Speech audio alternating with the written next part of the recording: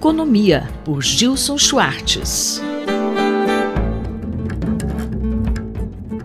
Professor Gilson, qual o tema da coluna hoje? Vamos conversar hoje um pouco sobre a pobreza digital das instituições culturais brasileiras.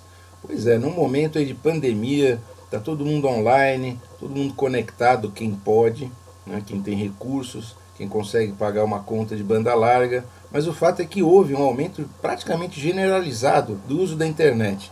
E uma pesquisa sobre o uso das tecnologias digitais nos equipamentos culturais brasileiros que acaba de ser divulgada traz informações realmente chocantes sobre o despreparo e talvez até a desatenção com que muitas instituições culturais têm tratado da questão digital. Com a pandemia, sem recursos para investimento, muitas inclusive permaneceram nesse estado. A verdade é que o próprio uso do comércio eletrônico, a venda de produtos e serviços, tudo isso ainda segue muito baixo nas instituições culturais brasileiras. A maioria dos equipamentos culturais ainda tem como principal fonte de recurso o governo municipal. Embora cerca de metade dos gestores de ponto de cultura, teatros e museus tenham uma formação em gestão cultural, a formação sobre usar tecnologia digital na gestão desses equipamentos é algo que a gente verifica apenas em menos de 1/3 dos gestores de todos os tipos de equipamentos culturais. Mesmo os pontos de cultura que praticamente surgiram ligados à emergência da cultura digital, nos pontos de cultura chega apenas a 41%, ou seja, tanto a infraestrutura é insuficiente quanto os gestores não estão preparados. Entre os motivos para não usar a rede está a falta de infraestrutura na própria região, mencionada por 15% de responsáveis, por exemplo, por bibliotecas. Então a gente vê que os dados revelam uma situação muito preocupante. Apenas 27% dos teatros ofereceram serviço de venda ou reserva de ingressos pela internet. Mesmo pontos de cultura, como eu já disse, nasceram praticamente dentro da cultura digital, só 21% ofereceram oficinas ou atividades de formação à distância. Basicamente, a internet na cultura brasileira está parada no tempo da homepage, da webpage, do site. Não é um lugar de atividade, é um lugar de registro, é um lugar de divulgação, mas ali não acontece atividade. E isso mesmo com o aumento do streaming. Mas os dados revelam que esse aumento dos eventos ao vivo também acontece pronunciadamente entre as classes mais altas e com maior formação educacional. Ou seja, a internet brasileira, com toda essa expansão que aconteceu, com a entrada de gigantes do mundo inteiro no mercado brasileiro, do ponto de vista da cultura, dos equipamentos culturais, ainda deixa muito a desejar. Professor, o que é necessário nessa área? Basta lembrar o Fundo de Universalização dos Serviços de Telecomunicações, o famoso FUST. Há pelo menos 20 anos existem provisões e previsões de utilização de recursos públicos para fortalecer a educação e a cultura no ambiente digital brasileiro. Ocorre que a obsessão pelo ajuste fiscal levou sucessivos governos a segurar esses recursos e, portanto, esse é o quadro que a CETIC mostra para a gente nessa pesquisa, que inclusive já é uma pesquisa feita durante a pandemia. Não temos infraestrutura, não temos pessoas preparadas para enfrentar esse verdadeiro desafio que é reinventar a cultura pelo meio digital. A pesquisa foi realizada pelo Centro Regional de Estudos para o Desenvolvimento da Sociedade da Informação, o CETIC.br, que tem a missão de monitorar a adoção das tecnologias de informação e de comunicação no Brasil. Hora dos políticos, dos governantes, dos próprios gestores acordarem, porque depois da pandemia o mundo não voltará a ser o que era e, portanto, há uma necessidade premente de melhorar a infraestrutura, melhorar a capacitação para que haja vida cultural na internet brasileira. Voltamos daqui a 2 semanas comentando as tendências em economia, política e tecnologia no Brasil e no mundo. Eu, Simone Lemos, ouvi o professor Gilson Schwartz. Economia, por Gilson Schwartz.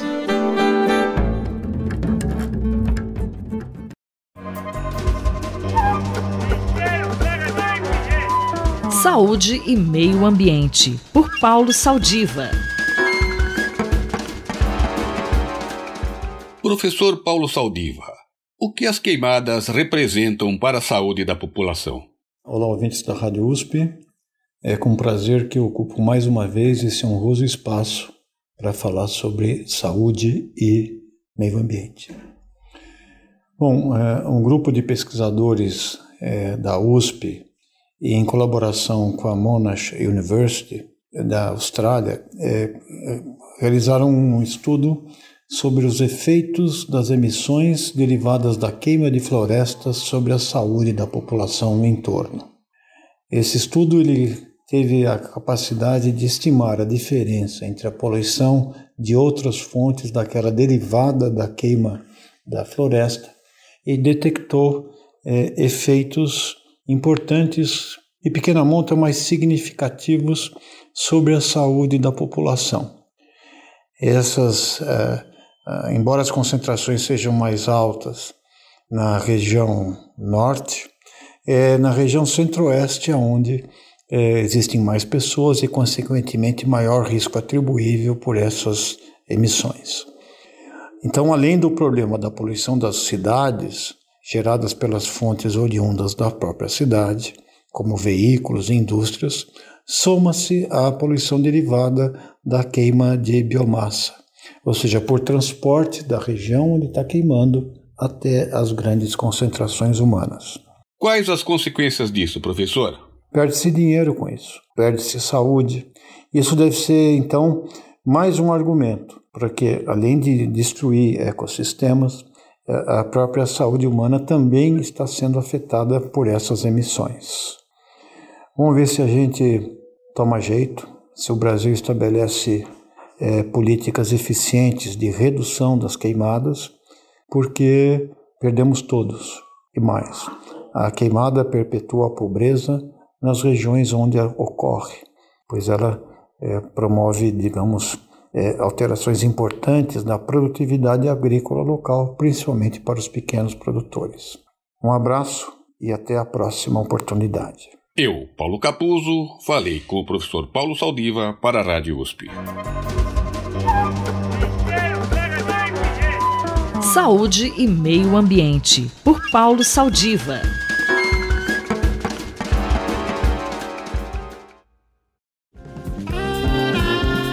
Corpo e Movimento, por José Carlos Fará.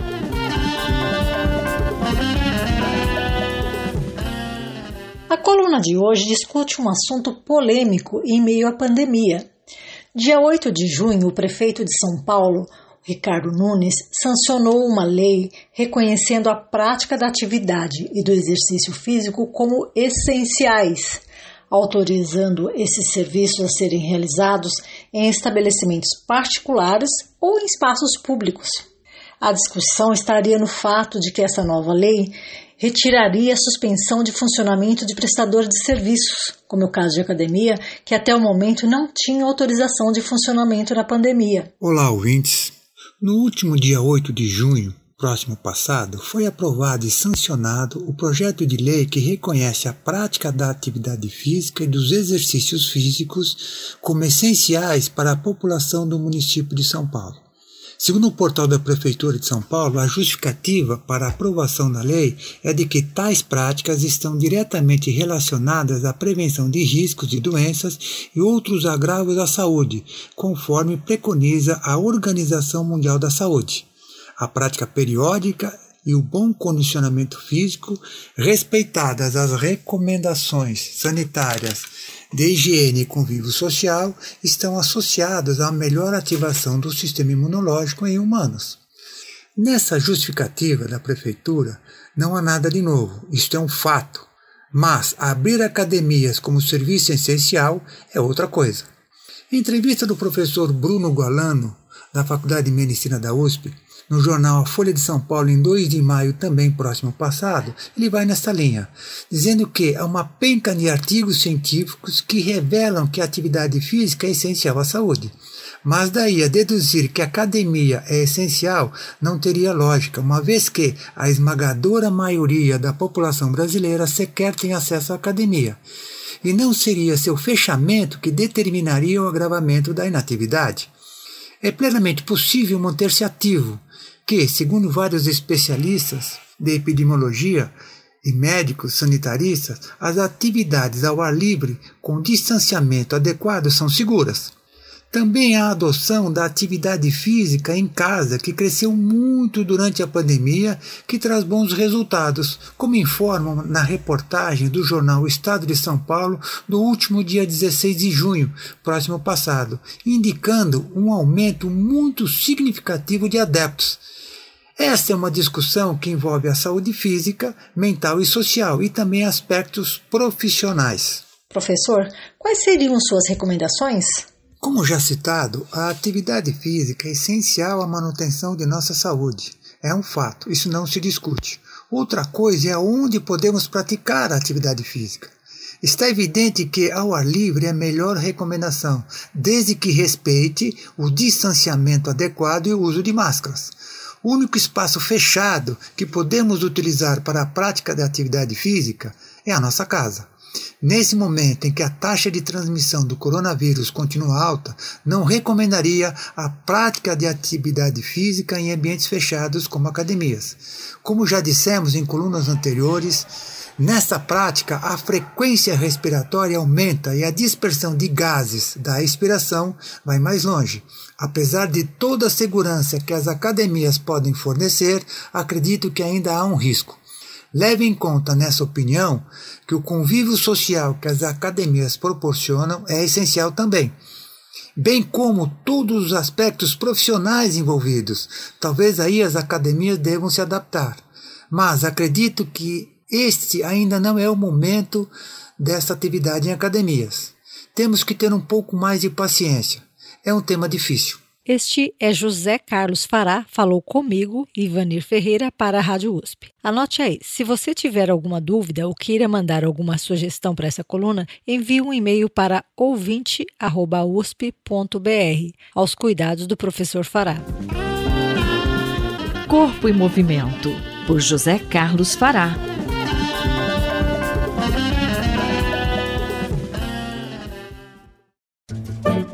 Horizontes do Jornalismo, por Carlos Eduardo Lins da Silva. Professor Carlos Eduardo, uma pesquisa recente do Pew Research Center mostra que os norte-americanos levam vários fatores em conta para decidir se uma notícia tem ou não credibilidade. O que o senhor gostaria de destacar sobre isso? O que mais me chamou a atenção, Márcia, foi a grande importância que os americanos aparentemente dão, de acordo com a pesquisa, às fontes citadas nas matérias jornalísticas. E eu acho que isso merece destaque pelo fato de que, muitas vezes, o jornalismo deixa de citar fontes, faz o chamado jornalismo off the records, ou seja, pessoas que passam as informações aos jornalistas, mas não querem ser identificadas. E a pesquisa do Pew Research Center demonstra que não só os leitores, ou a audiência, o público, quer saber quem são as fontes, mas dá maior ou menor credibilidade à matéria, dependendo de quem seja a fonte. Isso é muito significativo, porque o jornalista tem que escolher bem as suas fontes. Elas não podem ser fontes desqualificadas ou desconhecidas do público. E isso traz um outro problema, que é o de o jornalista com frequência repetir muito as fontes. A repetição de fontes tem a tendência de tornar, primeiro, a fonte banal e, segundo, de despertar no público a suspeita de que possa haver uma relação de, pelo menos, amizade, se não de dependência, entre o jornalista e a fonte.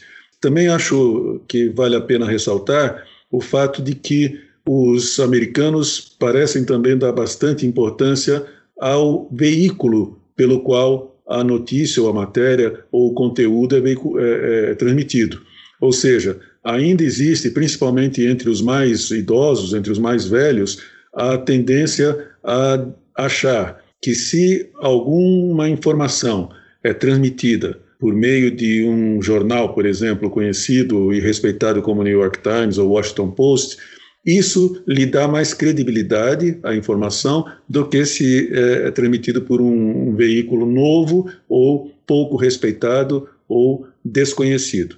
Essas foram as duas coisas que mais me chamaram a atenção nessa pesquisa, Márcia. A pesquisa também mostra uma diferença de comportamento entre democratas e republicanos, não, professor? E isso é uma constante em tudo que é tipo de pesquisa hoje nos Estados Unidos. Os Estados Unidos hoje são um país realmente dividido ao meio. E as coisas, os valores que um grupo respeita e acredita, valoriza e segue, são opostos aos do outro grupo. É impressionante o que aconteceu nos Estados Unidos e é muito impressionante para nós brasileiros porque parece que nós caminhamos na mesma direção. Essa polarização entre os defensores de Trump e os defensores de qualquer outro líder que não seja Trump se repete aqui no Brasil entre os defensores de Bolsonaro e os de qualquer outro líder que não seja Bolsonaro. Essa polarização que no caso do Brasil talvez venha a ser até mais extremada, porque aqui existe um político de oposição ao presidente Bolsonaro que consegue galvanizar um número muito grande de pessoas, ao contrário dos Estados Unidos, pode tornar a situação ainda mais séria. Nos Estados Unidos, o presidente Biden acabou se tornando o outro polo em oposição a Trump. Mas ele não detinha grande prestígio antes de ele ter sido sagrado candidato do Partido Democrata e, portanto, o adversário de Trump nas eleições do ano passado. Isso também vai se refletir no jornalismo. Você provavelmente terá veículos jornalísticos e profissionais do jornalismo que vão se posicionar ou de um lado ou de outro, com a tendência de isso ser uma coisa bastante extremada, bastante radicalizada. Muito preocupante por todas as razões, mas especificamente para o caso do jornalismo, pela possibilidade de a atividade perder ainda mais credibilidade do que já perdeu, porque um lado não vai acreditar em nada que o outro lado disser. E isso pode causar grandes danos à imagem, à reputação e ao futuro do jornalismo. O jornalista e professor Carlos Eduardo Lins da Silva, colunista da Rádio USP, conversou comigo, Márcia Blasques. Horizontes do Jornalismo, por Carlos Eduardo Lins da Silva. Ouvir imagens com Gisele Beigelman.